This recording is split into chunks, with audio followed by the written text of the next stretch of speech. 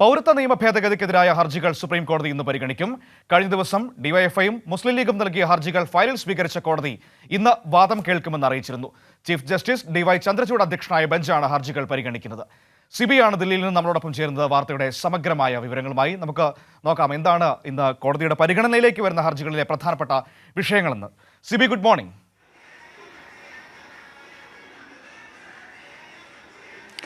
Manu, good morning. Sibi, ഇതുപോലെ ഈ പൗരത്വ നിയമ ഭേദഗതിക്കെതിരായ പ്രധാനപ്പെട്ട ഹർജികളൊക്കെ ഇന്ന് സുപ്രീം കോടതിയുടെ പരിഗണനയിലേക്ക് വരികയാണ്.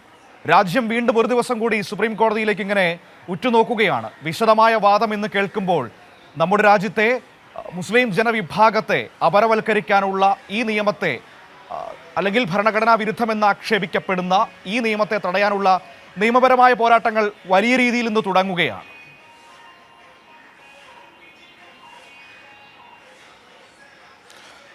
തീർച്ചയായും മനു, ഈ പൗരത്വ നിയമ ഭേദഗതിക്കെതിരായ നിയമ പോരാട്ടം ഇന്നു മുതൽ തുടങ്ങിയാണ്. കഴിഞ്ഞ ദിവസം ഡിവൈഎഫ്ഐ മുസ്ലിം ലീഗും അടക്കമുള്ള നൽകിയ ഹർജികൾ ചീഫ് ജസ്റ്റിസ് DY ചന്ദ്രചൂഡ് അധ്യക്ഷനായ ബെഞ്ച് പരിഗണിക്കുകയും അതിൽ ഇന്നു മുതൽ വാദം കേൾക്കാമെന്ന് കഴിഞ്ഞ ദിവസം വ്യക്തമാക്കിയിരുന്നു.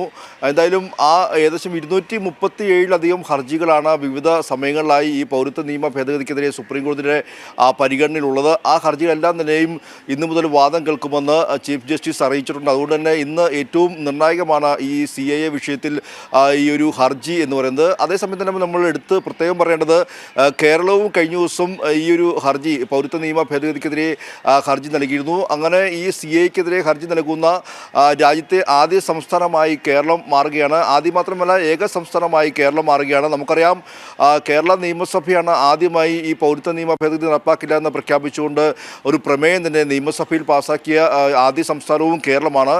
എന്തായാലും നിയമ പോരാട്ടത്തിലും കേരളം ഇപ്പോൾ ഇത്തരത്തിൽ കഴിഞ്ഞ ദിവസം സുപ്രീം കോടതിയെ സമീപിച്ചിരിക്കുകയാണ്. എന്തായാലും ഈ ഹർജികളെല്ലാം തന്നെയും ഇന്നിപ്പോൾ സുപ്രീം കോടതിയുടെ പരിഗണനയിൽ വരും. സ്വാഭാവികമായും ഇതിൽ പ്രധാനമായും ഹർജിക്കാർ ആവശ്യപ്പെടുന്നത് ഈ പൗരത്വ നിയമ ഭേദഗതിയുമായി ബന്ധപ്പെട്ടുകൊണ്ട് പെട്ടെന്ന് കഴിഞ്ഞ 2019 പാർലമെൻറ്റ് പാസ്സാക്കിയെങ്കിലും ഈ ലോക്സഭാ തെരഞ്ഞെടുപ്പ് പടിവാതിൽക്ക് നിൽക്കെ പെട്ടെന്ന് കഴിഞ്ഞ ദിവസം ചട്ടങ്ങൾ രൂപീകരിച്ച് ഇതിൻ്റെ വിജ്ഞാപനം പുറപ്പെടുവിക്കുന്ന ഒരു സാഹചര്യം ഉണ്ടാകുന്നു. അതുമാത്രമല്ല, പെട്ടെന്ന് തന്നെ ഈ ഒരു പൗരത്വ നിയമ ഭേദഗതിയുമായി ബന്ധപ്പെട്ടുകൊണ്ട് ഇത് നടപ്പാക്കാൻ വേണ്ടി വെബ് പോർട്ടൽ തുടങ്ങുന്നു. മൊബൈൽ ആപ്പ് CAA 2019 എന്ന രീതിയിൽ മൊബൈൽ ആപ്പ് തുടങ്ങുന്നു. അങ്ങനെയെല്ലാം തന്നെയും ത്വരിതഗതിയിൽ കേന്ദ്ര സർക്കാർ നടപടിയുമായി മുന്നോട്ട് പോവുകയാണ്. അതുകൊണ്ട് തന്നെ ഈ ഒരു നടപടിക്രമങ്ങളെല്ലാം തന്നെയും സ്റ്റേ ചെയ്യണമെന്നൊരു ആവശ്യമാണ് പ്രധാനമായും ഹർജിക്കാർ ഉന്നയിക്കുന്നത്. അതുമാത്രമല്ല, ഈ ഇന്ത്യയുടെ പൗരത്വം തീരുമാനിക്കാൻ വേണ്ടി ഏതെങ്കിലും മതത്തിൻ്റെ പേരിൽ നിർവചിക്കുന്നത് ശരിയല്ലെന്നും ഇത് ഭരണഘടനാ വിരുദ്ധമാണെന്നും പ്രത്യേകിച്ച് മുസ്ലിം വിഭാഗത്തെ എല്ലാം തന്നെ മാറ്റി നിർത്തിക്കൊണ്ടുള്ള ഈ ഒരു പൗരത്വ നിയമ ഭേദഗതി ഇത് തീർത്തും ഭരണഘടനാ വിരുദ്ധമാണെന്നും മതേതര ഇന്ത്യക്ക് തന്നെ ഇന്ത്യയുടെ ഒരു ആശയത്തിന് വിരുദ്ധമാണെന്നും ചൂണ്ടിക്കാട്ടിക്കൊണ്ടാണ് ഈ ഒരു ഹർജിക്കാരെല്ലാം തന്നെയും സുപ്രീം കോടതിയെ സമീപിച്ചിരിക്കുന്നത്. ഈ ഹർജികൾ ഇന്നിപ്പോൾ സുപ്രീം കോടതിയുടെ പരിഗണനയിൽ വരികയാണ്. സ്വാഭാവികമായും ഇതുമായി ബന്ധപ്പെട്ടുകൊണ്ട് ചീഫ് ജസ്റ്റിസ് DY ചന്ദ്രചൂഡ് അധ്യക്ഷനായ ബെഞ്ച് ഇത് പരിഗണിക്കുമ്പോൾ ഇതിലുണ്ടാകുന്ന ഓരോ വാക്കാലുള്ള പരാമർശം പോലും ഏറ്റവും നിർണായകമാണെന്ന കാര്യത്തിൽ യാതൊരു സംശയവുമില്ല. പ്രത്യേകിച്ച് നമുക്കറിയാം, 2024 ലോക്സഭാ തെരഞ്ഞെടുപ്പ് പടിവാതിൽക്ക് നിൽക്കുന്നു.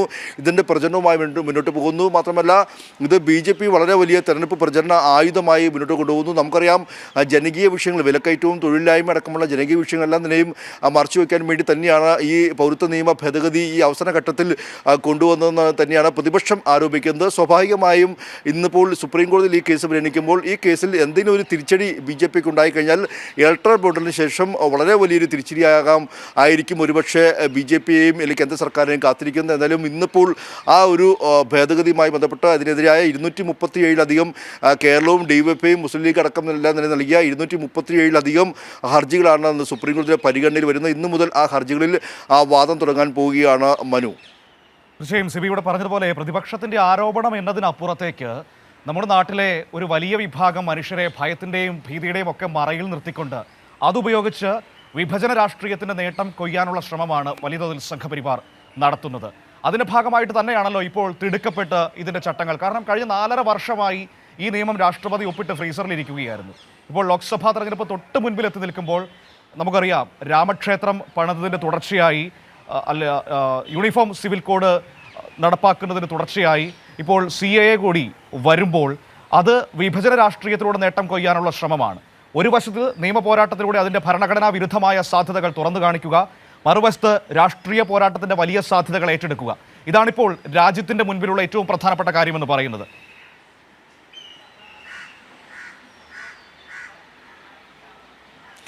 തീർച്ചയായും മനു, ഈ കാര്യത്തിൽ നിയമ പോരാട്ടവും രാഷ്ട്രീയ പോരാട്ടം തന്നെയാണ് ഇതിൽ ഏറ്റവും പ്രധാനപ്പെട്ട, അല്ലെങ്കിൽ പ്രതിപക്ഷ പാർട്ടികൾക്കുള്ള ഏറ്റവും പ്രധാനപ്പെട്ട ധർമ്മം എന്ന് പറയുന്നത്. പ്രധാനമായും നമുക്കറിയാം, ഈ പൗരത്വ നിയമ ഭേദഗതി 2019 കൊണ്ടുവരുമ്പോൾ തന്നെ പ്രത്യേകിച്ച് വടക്കിഴക്കൻ സംസ്ഥാനമായ ബംഗാളിലും അസമിലെല്ലാം തന്നെയും വളരെ വലിയ രൂക്ഷമായ രീതിയിൽ പ്രതികരണം ഉണ്ടാവുകയും സംഘർഷാവസ്ഥയ്ക്ക് കാരണമാകുന്ന ഒരു സാഹചര്യം ഉണ്ടായി. അങ്ങനെ അന്ന് നിരവധി പേർ മരണപ്പെടുന്ന ഒരു സാഹചര്യമുണ്ടായി. അസം സ്റ്റുഡൻസ് യൂണിയൻ എല്ലാം തന്നെയും വളരെ വലിയ പ്രതിഷേധവുമായി രംഗത്ത് വന്നു. ഇപ്പോൾ ഈ വിജ്ഞാപനം പുറപ്പെടുവിച്ചപ്പോഴും ഈ അസം സ്റ്റുഡൻസ് യൂണിയൻ എല്ലാ നിലയും അവിടെ ഈ CAയുടെ പകർപ്പ് കത്തിക്കുകയും വളരെ വലിയ രീതിയിൽ പ്രതിഷേധം നടത്തുകയും ചെയ്തു. മാത്രമല്ല, ഈ ബംഗാളിലും അസമിലെല്ലാം നിലയും നേരിട്ട് ബാധിക്കുന്ന സംസ്ഥാനങ്ങൾ കൂടിയാണ് ഈ പൗരത്വ നിയമ ഭേദഗതി വരുമ്പോൾ. അസമിൽ മാത്രം ഏകദേശം 10 ലക്ഷം പേരുടെ പൗരാവകാശം അല്ലെങ്കിൽ പൗരത്വം ഇല്ലാതാകുമെന്നുള്ളതാണ് അപ്പോൾ അവിടെ നിന്നും ഈ പ്രതിപക്ഷ പാർട്ടികൾ അടക്കമെല്ലാം നിലയും ആരോപിക്കുന്നത്. പക്ഷേ അവിടെ അസം സർക്കാർ എല്ലാ നിലയും ഈ സമരങ്ങൾ അടിച്ചമർത്താനുള്ള ശ്രമം നടത്തുന്നു. UPയിലും വലിയ പ്രതിഷേധമുണ്ടായി. ദില്ലിയിൽ ക്യാമ്പസുകൾക്ക് എതിരിച്ചുകൊണ്ട് വലിയ പ്രതിഷേധമാണ് ഉണ്ടായത്. ദില്ലി യൂണിവേഴ്സിറ്റിയിലും അതോടൊപ്പം തന്നെ ജാമിയ മിലിയ കോളേജിലും അംബേദ്കർ കോളേജിലെല്ലാം നിലയും വളരെ വലിയ പ്രതിഷേധമുണ്ടായി. ഈ പ്രതിഷേധങ്ങളെല്ലാം നിലയും അടിച്ചമർത്താനുള്ള ശ്രമം ഭരണകൂടത്തെ ഉപയോഗിച്ചുകൊണ്ട് പോലീസും അർദ്ധ സൈനിക വിഭാഗം എല്ലാം നിലയും വിദ്യാർത്ഥി അടക്കം വിധത്തിൽ വലിച്ചിഴച്ചുകൊണ്ട് കൊണ്ടുപോകുന്ന ഒരു സാഹചര്യം ഉണ്ടാകുന്നു. അങ്ങനെ രാജ്യത്താകമാനം വലിയ പ്രതിഷേധം ഉണ്ടാകുന്നു. നമുക്കറിയാം, കേരളത്തിൽ DYFI അടക്കമുള്ള സംഘടന എല്ലാം നിലയും വളരെ വലിയ പ്രതിഷേധത്തിലായിരുന്നു കഴിഞ്ഞ ദിവസങ്ങളെല്ലാം നിലയും. അങ്ങനെ രാഷ്ട്രീയമായ പോരാട്ടം ഈ രാജ്യത്തിലാകമാനം നടത്തുമ്പോൾ നമുക്കറിയാം, കോൺഗ്രസിൻ്റെ ഒരു സമീപനം കൂടി ഇവിടെ എടുത്തു പറയേണ്ട ഒരു സാഹചര്യമുണ്ട്. ഈ പൗരത്വ നിയമ ഭേദഗതിയുമായി ബന്ധപ്പെട്ടുകൊണ്ട് ഒരക്ഷരം പോലും ഇണ്ടാതെ രാഹുൽ ഗാന്ധി കഴിഞ്ഞ ദിവസം ഭാരത് ജോഡോ ന്യായ യാത്ര അവസാനിച്ചെങ്കിലും ഇതുവരെയും അതുമായി ബന്ധപ്പെട്ടുകൊണ്ട് ഔദ്യോഗികമായ ഒരു ഇത്തരത്തിലൊരു പ്രസ്താവന നടത്താൻ രാഹുൽ ഗാന്ധി തയ്യാറായിട്ടില്ല. ഈ വിഷയത്തിൽ കോൺഗ്രസിന് കൃത്യമായ ഒരു നിലപാട് ഉണ്ടായിരുന്നില്ല. ഒരു മൃദു ഹിന്ദുത്വ സമീപനമാണ് കോൺഗ്രസിൻ്റെതെന്ന് നമുക്കറിയാം. അയോധ്യ രാമക്ഷേത്രത്തിൽ അടക്കമെല്ലാം നിലയും നമ്മളിത് കണ്ടതുമാണ്. സ്വാഭാവികമായി ഈ പൗരത്വ നിയമ ഭേദഗതിയിലും കോൺഗ്രസ് അതേ നിലപാട് തന്നെ ഉറച്ചു നിൽക്കുന്ന ഒരു സാഹചര്യമുണ്ടായി. പക്ഷേ കഴിഞ്ഞ ദിവസം മാത്രമാണ് ജയറാം രമേശ് അതിലൊരു പ്രസ്താവന ഏറ്റവും ഒടുവിലായി നടത്തിയത്. എന്തായാലും ഈ പൗരത്വ നിയമ ഭേദഗതിക്കെതിരെ വലിയ രീതിയിലുള്ള പ്രതിഷേധം രാജ്യത്താകമാനമുണ്ട്. അതേസമയം തന്നെയാണ് നിയമ പോരാട്ടവുമായി മുന്നോട്ട് പോകുന്നത്. ഇതിൽ കേരളത്തെ സംബന്ധിച്ച് പ്രത്യേകിച്ച് നമുക്കറിയാം, കേരള സർക്കാരാണ് ആദ്യമായി പൗരത്വ നിയമ ഭേദഗതിക്കെതിരെ ഈ ഒരു CAA നടപ്പാക്കില്ല എന്ന് പ്രഖ്യാപിച്ചുകൊണ്ട് രംഗത്ത് വന്ന സംസ്ഥാനവും. അതുമാത്രമല്ല, ആ നിലപാടിൽ ഉറച്ചു നിന്നുകൊണ്ട് നിയമസഭയിൽ ഏകകണ്ഠേന പ്രമേയം പോലും പാസ്സാക്കുകയും ചെയ്തിരുന്നു.